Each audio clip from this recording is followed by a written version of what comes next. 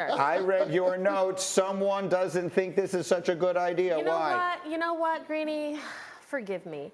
Maybe I'm scarred from last season when I saw Russell Wilson go through a similar situation. Russell, it was the finger. It was supposed to be 6 to 8 weeks. He came back, after 4 games, and I covered that game at Lambeau against the Packers, and he looked terrible. He did not look right. Now, I'm not saying this is the same situation as Dak. My fears, I would rather err on the side of caution. If Dak is 100% healthy, and he is not just, this is not just Dr. Jerry Jones saying that he's healthy. If he is 100% healthy, he should play. But if he's like 85, 90, what is the worst thing?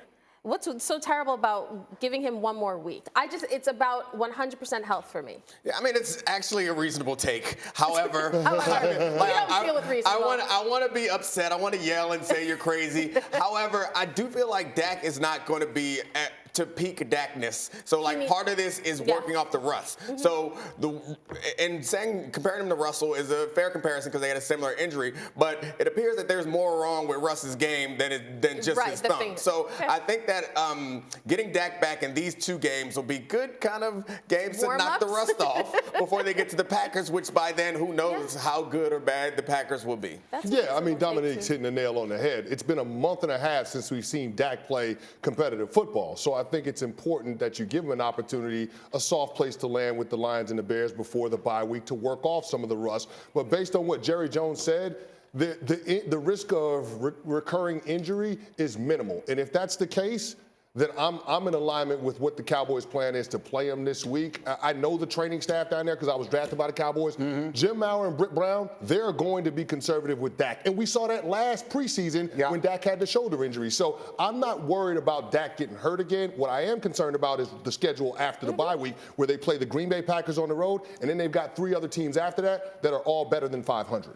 So the Lions, who they play this week, their defense has been historically bad. Yeah, they play hard, but their defense has been unimaginably bad. So maybe that could be the thinking. Maybe you could beat them without Dak, but you don't want to have sort of a bird in the hand. That said, as of this moment, I have been making the case all week long, Kimberly Martin, that I feel better about the Cowboys now than I did even going into that game against Philadelphia, because playing without their star quarterback, as much as they were manhandled for a lot of that game, they were right there to win it in the 4th quarter. I believe the Cowboys at this moment are the 2nd best team in the NFC, and by the end of the season, I wouldn't be surprised if they're 1st. What do you say to that? So they're the 2nd best team in the NFC behind the Eagles at this moment. At this moment, and you think by the end of the season they'll be better than the Eagles? They're going to inject Dak Prescott. Right. Dak Prescott has been the most.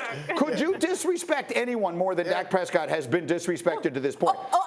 I pause. Please. Pause. Go. Because we're talking about Dak disrespect. Who was the TV host who kept trying to bring up a QB controversy? That was me. Who kept saying Cooper Rush for MVP. And now we're talking about Greeny's the quite disrespect. honest about this. That's my job. Is this what we're doing? I wanted a quarterback controversy. It would have been insane to have one, but I live in a world where insanity is a good thing. Yeah. However, here's the reality. There was real conversation. Troy Aikman talked about it. Jerry Jones talked about it. The Cowboys are getting back a star quarterback. You made the point earlier about how we change as we get older and we view things differently. Teams change as the season goes on. Normally, teams get beat up and get a little worse, get a little more fragile. Yeah. Very rarely do teams get tested and come out on the better side of that. And I think we saw the Cowboys get tested and find out that they're better than probably even they thought they were. Right. And if you add a quarterback like Dak Prescott and ask him to play, I think this game, I said before the Eagles game that I think they lose even if you have peak Dak. I watched that game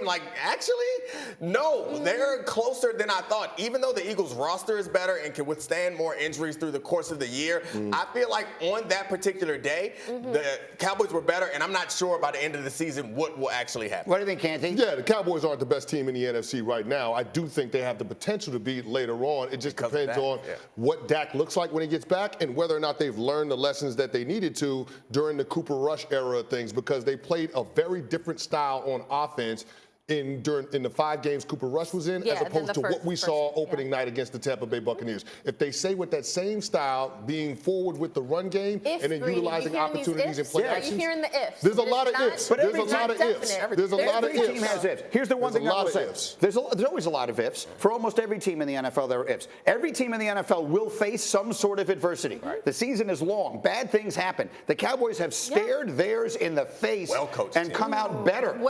They're a well-coached team. Look at me. It's a sign of a well-coached team. It actually is. We would give the credit to anyone else if their team did this. Somehow we are hesitant to give it to Mike McCarthy. In the meantime, we talk about leadership.